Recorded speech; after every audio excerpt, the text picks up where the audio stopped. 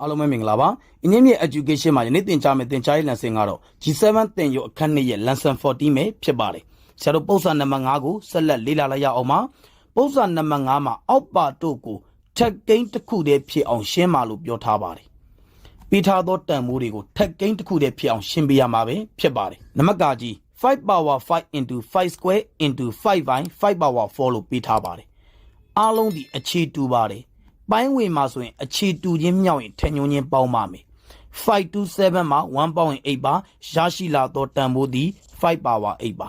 ပိုင်းခြေတန်ဖိုးသည်5 power 4ပါအခြေတူချင်းစားရင်ထက်ညွှန်းချင်းနှုတ်ပါမယ်အပေါ်ကများရင်အပေါ်တက်နှုတ်ပါမယ်ဒါဆိုရင်ဆရာတို့4တက်ကြံပါပဲဖြစ်ပါတယ်အောက်က5တက်အားလုံးကြည့်သွားပါမယ်ရရှိလာသောတန်ဖိုးသည်5 power 4ပဲဖြစ်ပါတယ်နံပါတ်ခါခွေ8 power 4 into 8 power 5 by 8 square လို့ပေးထားပါတယ်တန်းချေမယ်ဆိုလဲခြေလို့ရပါတယ်တန်းချေမယ်ဆိုရင်ဒီမှာဆရာတို့8 square ပါဒီမှာ2ထပ်ကြံပါမယ်အခြေတူချင်းမြောက်ရင်ထက်ညွှန်းချင်းပေါင်းပါတယ်25ပေါင်းရင်7မှာရရှိလာသောတန်ဖိုးသည်8 power 7ပဲဖြစ်ပါတယ်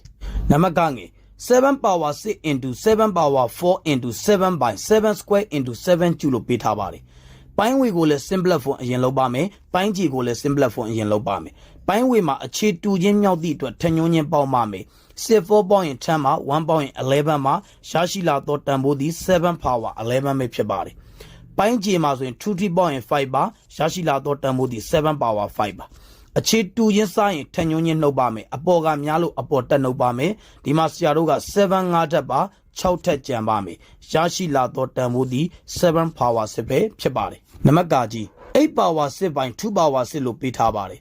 8 power 6ကိုတီးပြီးတော့ဆရာတို့2 power 6နဲ့စားမှာပဲဖြစ်ပါတယ်8ဒီဆရာတို့က2 3တက်နဲ့ညီမျှပါတယ်8ရဲ့နေရာမှာ2ကျအစားသွင်းပါတယ်the whole power 6က the whole power 6ပါပိုင်းကြီးဒီ2 power 6ပါဆက်လက်ဖြည့်ရှင်းပေးပါမယ်ထညွန်းပေါ်ထညွန်းတင်ထညွန်းချင်းချင်းမြောက်ပါ3 6လီ18ပါ2 power 18မှာပိုင်းကြီးဒီ2 power 6ပါအခြေတူချင်းစားရင်ထညွန်းချင်းနှုတ်ပါတယ်အပေါ်ကများလို့အပေါ်တက်နှုတ်ပါတယ်2 6ထပ်ပါဆရာတို့ဒီမှာဆိုရင်12ထပ်ကြံပါမယ်ရရှိလာသောတန်ဖိုးသည်2 power 12ပဲဖြစ်ပါတယ်နံပါတ်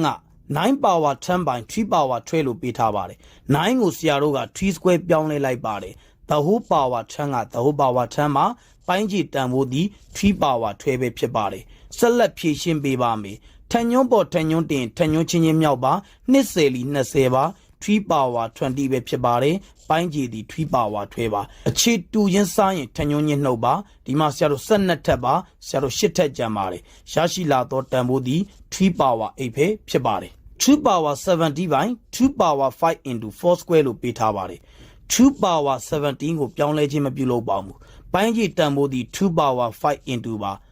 4ဒီဆရာတို့2 square ပဲဖြစ်ပါတယ်the whole square က the whole square ပါဆက်လက်ဖြည့်ရှင်းပေးပါမယ်2 power 70 by 2 power 5 into 2 နဲ့4ပါ2 power 4ပဲဖြစ်ပါတယ်ပိုင်းဝေတန်ဖိုးသည်2 power 70ပါပိုင်းကြီးသည်အခြေတူချင်းမြောက်ရင်ထညွှန်းချင်းပေါင်းပါတယ်2 power 9ပဲဖြစ်ပါတယ်ဒီမှာ6ထပ်ပါအပေါ်မှာဆရာတို့က8ထပ်ကြံပါတယ်ရရှိလာသောတန်ဖိုးသည်2 power 8ပဲဖြစ်ပါတယ်ယနေ့သင်ကြားပေးခဲ့တဲ့ပုံစံနံပါတ်5ရဲ့ရှင်းလင်းချက်ကိုနားလည်လိမ့်မယ်လို့ထင်ပါတယ်အားလုံးကိုကျေးဇူးတင်ပါတယ်ရှင်လန်းချမ်းမြေ့ကြပါစေဗျာ